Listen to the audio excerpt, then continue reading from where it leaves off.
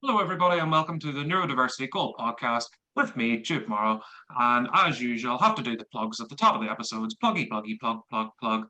You can listen to all your favorite episodes of the Neurodiversity Gold podcast on our snazzy podcast website, which is neurodiversitygoldpodcast.com. We're also on every major podcast network, Apple, Amazon, Spotify. And if our podcast isn't on your podcast network, is it really a podcast network? Look at the size of my giant head.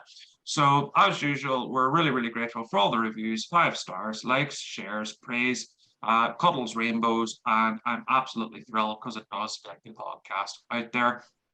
My guest today is a fellow autistic who's worked with others on the spectrum 30 plus years while crafting a lifestyle that works best. And you know what? This is why I was delighted to have my guest on the show today, because that's exactly what I did with NTI. I was working as a social worker, 9 to 5 in the rat race, didn't really suit me. So that's why NTI has scaled and grown, and that's why I'm so proud of it. And my guest today is Toni Boucher. Toni, welcome. It's great to be here. Thanks for having me.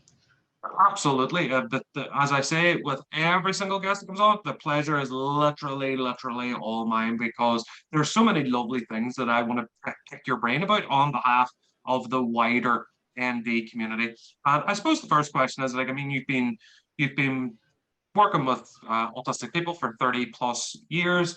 I mean, how did you start getting into this space?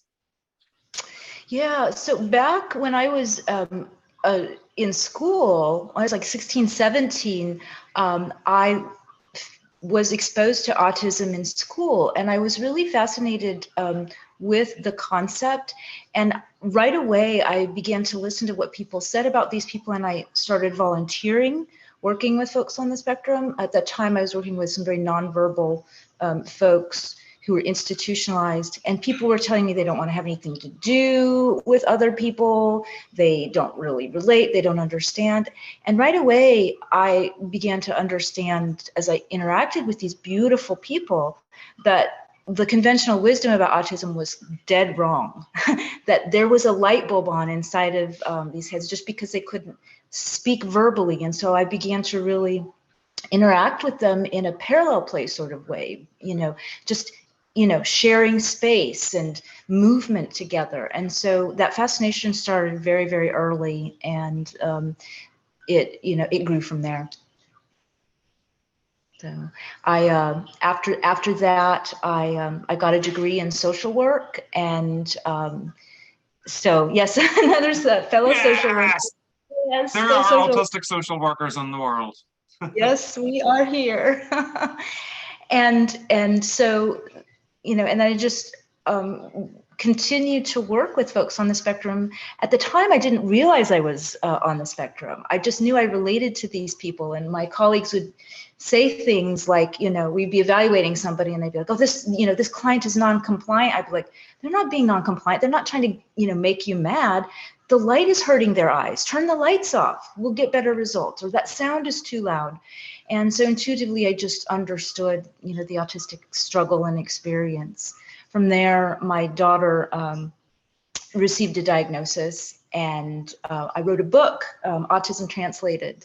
And just, to give you a peek into that, my come to Jesus for myself was that as I was writing this book about other people's experiences, I started having flashbacks and memories of similar experiences in my own life about, playing on the edge of the playground, how painful eye contact was for me, being bullied. All these experiences that I had came to the forefront. So that began my journey into looking into my own, autism.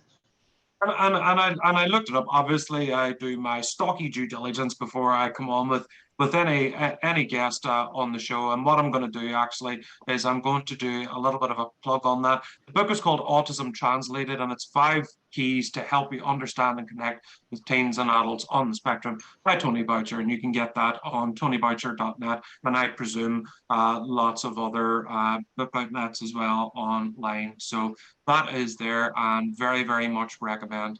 So, I mean, you've been doing this for 30 years, and I mean, I've got this right. You have autistic children as well, or a child?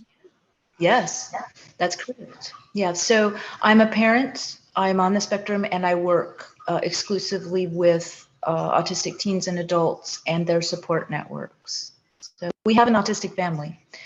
When my dad read my book, he said, "Oh, I think I might be autistic." And if you look back on the family history, it's a long proud heritage of autism. My mother's father was the classic engineer who, hoarded all his nails and repeated poetry in a sort of, very idiosyncratic way. And yeah, so I think part of what worked for me is I did come from a history, a long heritage of autism. So I wasn't so much an outcast in my own family. Other people had sensory issues. Other people like to monologue like I do, had similar communication styles. So it was very much, I think, embedded in how our family, overall functioned. And Yeah. so I very much, um, knowing what it was without having a label for it, had the support of my elders and my ancestors, to shape things for myself and for my children. But yes, my children are on the spectrum as well.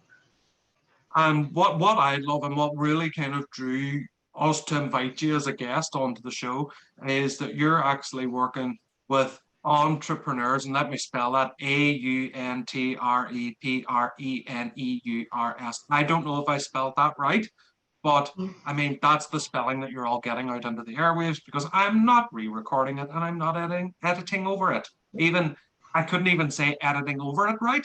That's the kind of day it is at Fort NTI. And it's remarkably similar to what we do. What we've done is we've helped to kind of grow and market like ND individuals and affirming services and stuff like that. But one thing that really caught me about your kind of process, because as I say to everybody, all of our marketing clients, you have to have a process. You have to have a visible results mechanism that people can see can work for them. And you've just knocked this one out of the park with the 5 Ps to launch your business. And I would like you to tell all of our listeners about the 5 Ps. Oh my goodness. You put me on the spot here. I have my book to talk about that. Help me out here. Prompt me. I'm visual. I don't have it in front of Yes, me. yes, So okay, no, there we go. Yeah. So I really, this helps me. This is how I function. So the first thing is you really need to have a purpose. You need to know what is going to motivate you. And this is crucial for those of us on the spectrum. We have to know the why. And I think that is, something that, is helpful for anybody, but it's really crucial if you are on the spectrum. You need to know your why. And if you're supporting somebody on the spectrum, you need to know your why. And it needs to be really meaningful. We are so passionately connected to wanting to do something that makes a contribution in whatever way. So knowing what your purpose is, you've got to define that. That's what motivates you to succeed. Then you really need to identify what your unique skills are, what your abilities are. Most of us on the spectrum have grown up in a world where we receive thousands and thousands of times more negatives and criticisms and critiques of how to be different and how to fit in and how to do things in a non-autistic way. And so we can get really in a negative mindset. And so really starting off with understanding what are my assets, what skills do I have, what can I work with first is really crucial, because we need to get into looking at, what those resources are that we already have. We have unique skills. We see things from different perspectives. And so we really want to harness that and hone in on that to create, really unique businesses. Then we need to really define from there what our product or our service is based on who we are as individuals. And so really defining what the product is and then figuring out how to promote it. And that's going to include things like your website and promotional materials. But I think this part's really hard for those of us on the spectrum oftentimes. And so I know, like for myself, social media is very difficult for me. And so I've found that me doing more grassroots work is much more to my nature. So I work a lot with the Medical University of South Carolina, or therapists in the community, and really have built a referral basis from that just feels more in line with who I am as a person. And which is not to say if you want to scale, you've got to use social media, but really it's just about customizing it to fit who you are as a person. And then finally, you've got to have a process. You've got to, on the back end, you've got to have structure and a managerial system that keeps things running. You've got to keep track of things. You've got to have your accounting, your bookkeeping. You've got to make sure your business licenses and all those kinds of things are in place, to keep you moving, to help you scale. So if you want to grow into a bigger business, that you can do that. So those are the 5 P's: purpose, potential, product, promotion, and process. And you know what? This is even simpler than our own. Like, Really? because yeah, it is. I think this 5 P's is absolutely phenomenally good because with purpose, right? And this is from the NTI point of view. I mean, if people want to get into the coaching and like development training space, typically, we would be a company that a lot of people would come to, and I would ask them, why are you doing this? And basically, yeah, I get flabbergasted at the amount of bullshit that people say. It's like they lost their jobs during COVID. They wanted to find out what they believe is a quick, easy way to make money online. Oh, I'm going to set up a coaching business. Because I mean, for me, the purpose with NTI is strong. That's why it's lasted. Because to launch this business, I'm going to say it to you and over the airwaves as well. I would say I spent at least $250,000 launching this to get it to the level where it's at, where I fell prey to a lot of gurus, a lot of kind of bad programs that didn't really suit me. So I thought, you know what, I'm going to set up something for people coming behind me to grow and scale and kind of maximize their practices way, way quicker.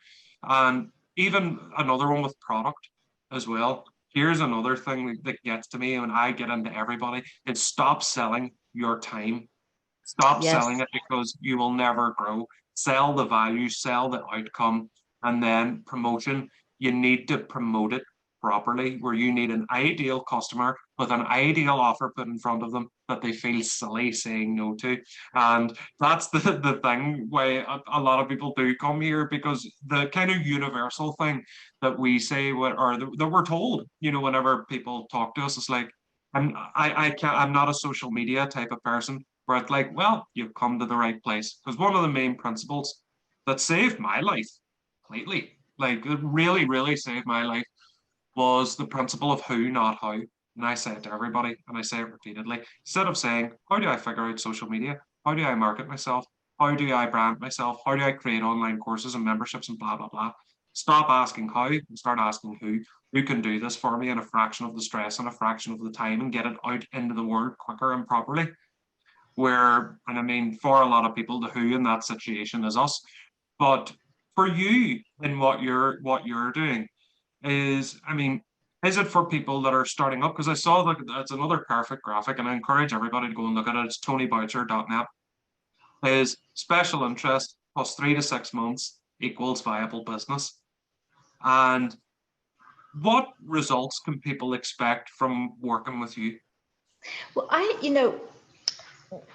we've done our pilot, and I started out working, I developed Entrepreneur. That is AU. You did that correctly, for gold, a symbol of gold, another synchronicity there. But I did it because my clients were not having employment success. And I looked at what I had done and doing the 9-to-5 grind, like you had, having the burnout, and just not knowing I couldn't sustain that, and building my own business and what worked for me to be successful, as a business person. And that was the entrepreneurial route, and not doing the 9-to-5. So I started implementing this with my clients. And so we really keep things, so far, we've really kept it within, like, creating very small businesses where it's really, you can manage, if you've got anxiety, you've got depression, you're still living with mom and dad, and you want to get out on your own, that sort of thing, then we have a small business that we get started for you, and we go from there. So I have a young man, for example, who when I first started working with him, he couldn't sit still for 2 minutes. And this is before he was in the entrepreneur program. He's one of my, my pilot projects for it. He couldn't sit still. He was suicidal every day. It was, just focusing on, really just not wanting to live. And we got him to the point now where he developed a tutoring business and tutors STEM. And he's one of the most fabulous tutors I've ever seen, to be frank about it. He's very good. And so he's got his tutoring business, and he's now branching out into the mentoring piece of things, helping others on the spectrum who have been through similar kinds of traumatic situations as he is.